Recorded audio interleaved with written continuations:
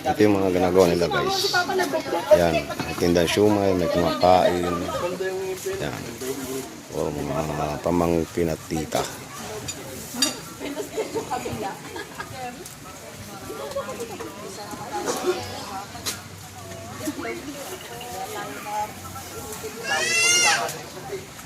Ihaw. Wala namang inihaw.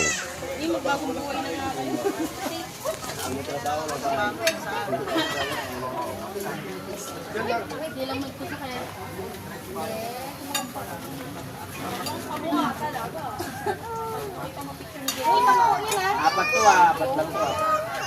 Apat? Kain na yung isa? Oy, 10 po ah. Ba! Wait lang! Ang saya nila yun, mga guys. Ang saya nila. Magkakamag-anak kasi mga guys. So guys, hanggang dito na lang. Thank you. God bless you.